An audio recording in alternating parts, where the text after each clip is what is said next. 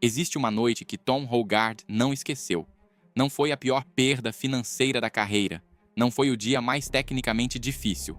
Foi uma noite em que ele estava sozinho no escritório, com os extratos do mês à frente, fazendo uma coisa que a maioria dos traders nunca faz com honestidade real, plotando cada trade do período diretamente no gráfico. Não para celebrar, para se ver. Entrada por entrada, saída por saída, a história aparecia no gráfico com uma clareza que não havia como negar. Overtrading compulsivo quando o mercado estava lento. Entradas contra a tendência porque parecia barato. Posições vencedoras cortadas cedo. Posições perdedoras carregadas tempo demais. Stops movidos quando o preço se aproximava. Trades de vingança depois de perdas. 8 em cada 10 operações eram impulsos emocionais disfarçados de análise técnica. Tom ficou olhando para aquilo por um longo tempo. E o que ele sentiu naquela noite não foi culpa, não foi desespero, foi algo mais visceral, mais primitivo, mais poderoso do que qualquer dessas coisas. Nojo. Nojo de si mesmo. Tom Hogarth tem uma posição sobre motivação que vai contra a maior parte do que você já ouviu no mundo do desenvolvimento pessoal.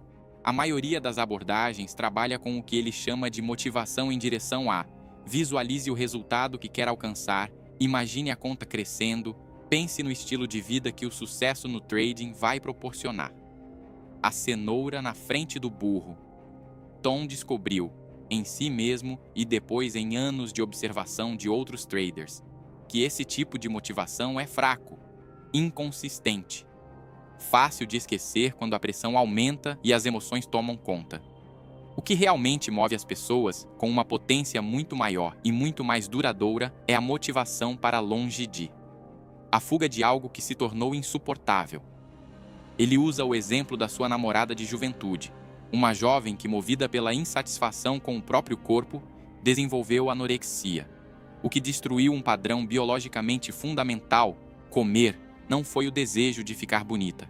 Foi o nojo de se ver de determinada forma, uma emoção tão intensa que sobrepôs o instinto mais básico de sobrevivência. Tom não usa esse exemplo para glamorizar o sofrimento. Ele usa para mostrar o poder de uma emoção específica quando atinge um limiar específico. E o que ele descobriu naquela noite, olhando para os gráficos com os trades plotados, foi que o nojo, quando direcionado corretamente, não como autopunição, mas como informação sobre o que não se quer mais ser, pode ser o catalisador de transformação mais poderoso disponível. Positive intentions, sticky notes with mantras on my trading monitor, and self-help exercises don't possess nearly the motivational force of physical disgust with oneself. Antes de ir mais fundo nisso, preciso te contar a história de Adam. Adam era, nas palavras de Tom, um super trader. Não no sentido inflacionado que a palavra ganhou na internet.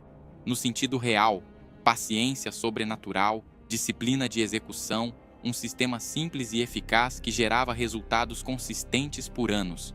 Tom conta que certa vez observou Adam olhando para a tela do abrir ao fechar do mercado americano sem executar uma única operação. O dia inteiro, sentado, esperando, sem compulsão, sem ansiedade, sem necessidade de estar dentro para sentir que estava trabalhando. Quando o sinal aparecia, Adam entrava. Quando não aparecia, Adam esperava. Isso lhe trouxe resultados que permitiram uma casa sob medida, viagens de primeira classe, uma vida que a maioria dos traders sonha. Ele saiu da fábrica do pai para viver do mercado e funcionou, até uma noite de sábado. Adam viu um padrão que parecia sólido. Entrou vendido com tamanho máximo antes do fim do pregão. Estava bem no dinheiro ao fechar. Decidiu carregar a posição para o fim de semana. Naquele domingo, as forças especiais americanas capturaram Saddam Hussein. O mercado abriu em gap de alta expressiva na segunda-feira. Adam estava vendido e o mercado estava em limit up. Tecnicamente impossível de comprar para fechar a posição até o mercado regular abrir. Quando abriu, a corretora liquidou a posição compulsoriamente. Uma conta que estava perto de 750 mil libras ficou em 400 mil. Ainda uma quantia considerável. Mas algo quebrou na cabeça de Adam naquele momento. Ele não aceitou a perda como dado. Interpretou como traição. Do mercado, da corretora, do destino.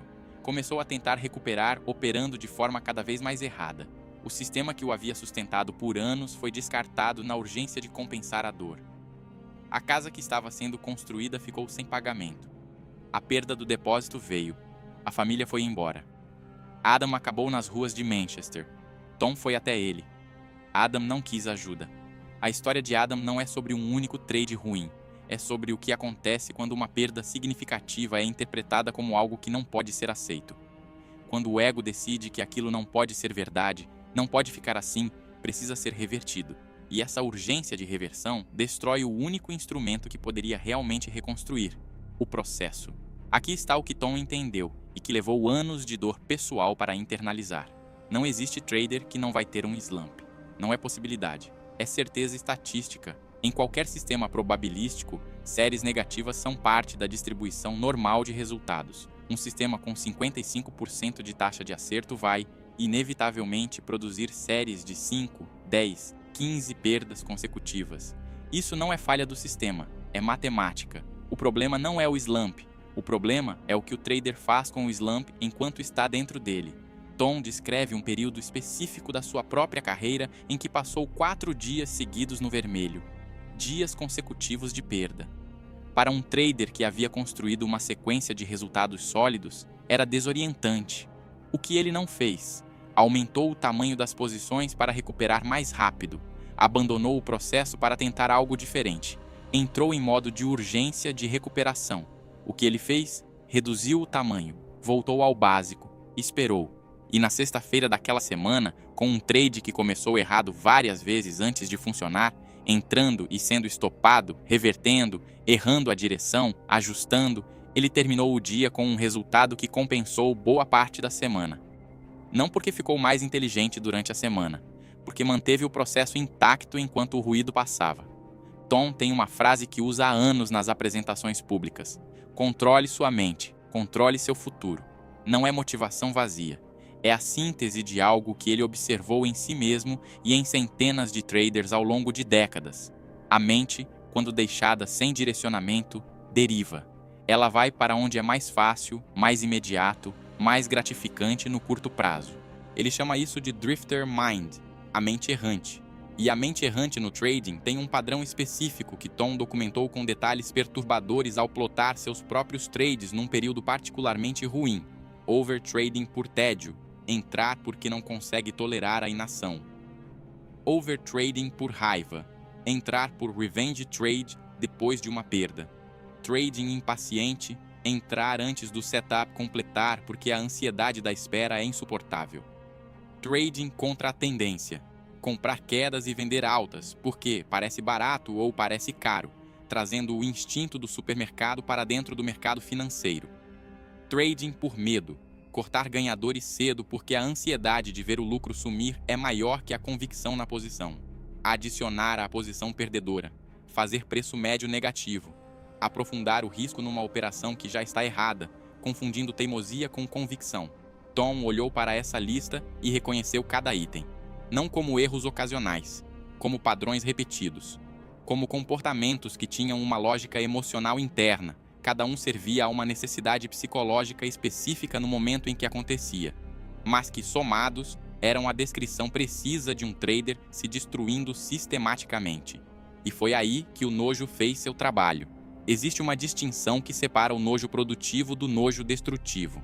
O nojo destrutivo vira para dentro como punição. Confirma uma narrativa de inadequação. Reforça a crença de que existe algo fundamentalmente errado com quem você é. Paralisa em vez de mover. O nojo produtivo é diferente. Ele cria uma ruptura com um padrão de comportamento específico, não com a identidade da pessoa. É a emoção que diz: não quero mais ser essa versão. Esse comportamento específico me representa de uma forma que não estou disposto a aceitar. Tom usa o paralelo do alcoolismo com uma honestidade que poucas pessoas têm coragem de colocar num livro. Ele desenvolveu um problema com álcool depois de um término de relacionamento doloroso. Bebeu por meses sem conseguir parar. Chegou ao ponto de estar numa reunião dos alcoólicos anônimos dizendo em voz alta, numa sala cheia de estranhos, as palavras mais difíceis que já pronunciou. Meu nome é Tom Hogarth. Sou alcoólatra. Ele descreve o momento como ser despido completamente. Sem defesa, sem narrativa, sem o ego funcionando como escudo. Apenas a realidade crua de quem ele estava sendo. E foi naquele despimento completo, não nas afirmações positivas, não nos mantras, não nos exercícios de visualização de um futuro melhor, que a mudança genuína começou. A floresta pega fogo, os detritos se limpam e novo crescimento pode começar. O paralelo com o trading não é metafórico, é direto. Se você tem alguma experiência no mercado e os resultados continuam aquém do que você sabe que poderia alcançar, você tem uma escolha. Pode continuar achando que as coisas vão mudar por si mesmas. Tom diz com clareza que não vão.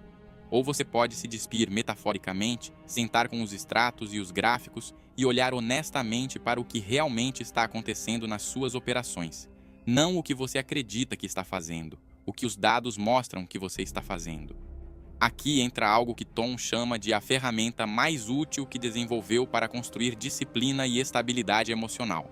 Todas as manhãs, antes de abrir qualquer posição, ele passa por um processo de preparação mental que não tem nada de convencional. Ele não visualiza um futuro de sucesso, não repete afirmações, não se conecta com a motivação. Ele se coloca diante dos seus piores trades do passado, literalmente. Abre os gráficos, olha para as entradas ruins, para as saídas que deveriam ter sido feitas e não foram, para os stops que foram movidos porque o ego não aguentou, para as operações de vingança após perdas. Ele se vê fazendo as coisas que não quer mais fazer. Por quê? Porque o cérebro aprende visualmente. Porque ver-se errar, especialmente num estado de preparação deliberada, não no calor do momento, cria associações neurais que vão funcionar como alarme quando esses padrões tentarem se manifestar ao vivo. Thorns compel me, roses don't. É a mesma lógica que ele encontrou na motivação de fuga. O que o move não é o prazer do destino, mas o desconforto da origem. E esse processo matinal, essa terapia de confronto com o pior de si mesmo, funciona porque não deixa que a mente derive para a versão editada e conveniente da própria história. Mantém o contato com a realidade do que os padrões não trabalhados produzem. Vou voltar à história de Adam por um momento, porque ela contém uma lição que vai além do drama financeiro. A parte mais dolorosa da trajetória de Adam não foi a perda da conta, foi o que aconteceu depois. Depois da perda do capital em Limit Up, Adam ainda tinha 400 mil libras, uma quantia que, gerida com o mesmo processo disciplinado que ele usou por anos para construir aquilo tudo, teria sido suficiente para se recuperar. Mas Adam não conseguiu mais usar o processo, porque o processo dependia de uma coisa que a perda tinha destruído. A crença de que agir corretamente segundo o sistema era suficiente, mesmo quando o mercado produzia resultados inesperados. Uma única experiência onde o sistema foi correto e o resultado foi catastrófico, por um fator completamente externo à captura de um ditador num domingo, foi suficiente para quebrar a confiança que Adam havia construído em anos de disciplina. E sem essa confiança, o processo desapareceu. E sem o processo vieram as tentativas de recuperação compulsiva, o aumento de tamanho sem fundamento, a traição do sistema e o colapso progressivo. O que a história de Adam ilustra com uma clareza brutal é isto. A relação que você tem com a perda é mais importante do que o tamanho da perda. Uma perda gerenciada, aceita, processada como parte natural de um sistema probabilístico, mesmo que grande, não destrói um trader. Uma perda que é interpretada como injustiça, como traição, como algo que não pode ser aceito e precisa ser imediatamente compensado, essa destrói. Não pela perda em si, pelo estado que cria nas decisões seguintes. Elon Musk lançou a SpaceX acreditando que as chances de sucesso eram menores que 10%. Ele sabia disso. Não estava num estado de ilusão otimista. Havia feito os cálculos, havia consultado as pessoas certas e chegou à conclusão de que o projeto provavelmente não ia funcionar. E foi mesmo assim. Tom usa o raciocínio de Musk, que ele chama de fatalismo funcional, como modelo para uma forma específica de relação com o risco que o trader de sucesso precisa desenvolver. Se você simplesmente aceita as probabilidades, isso diminui o medo. Eu aceitei que provavelmente perderia tudo, mas que talvez faríamos algum progresso. Isso não é desistência, é o oposto.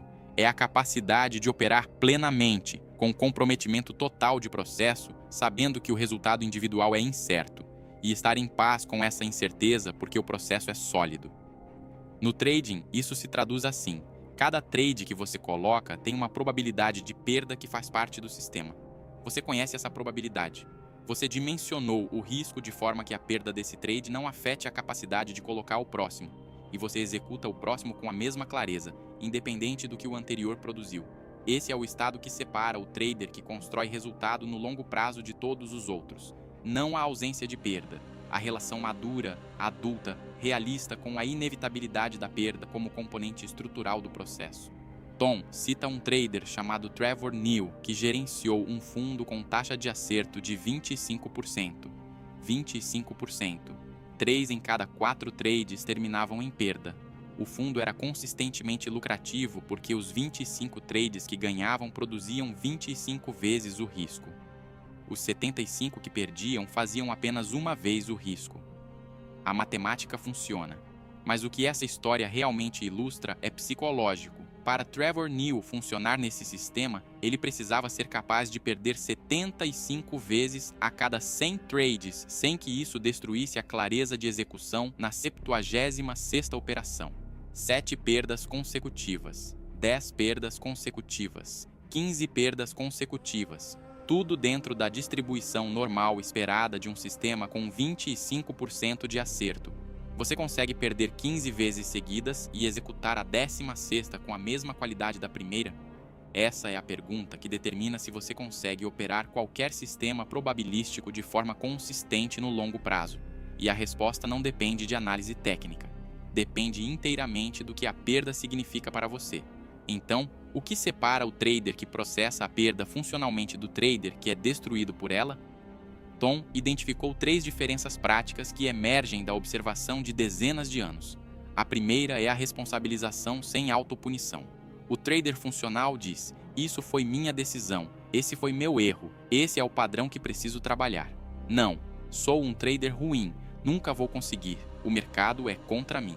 A análise é fria e honesta. O julgamento é sobre o comportamento, não sobre a identidade. A segunda é a separação entre resultado e processo.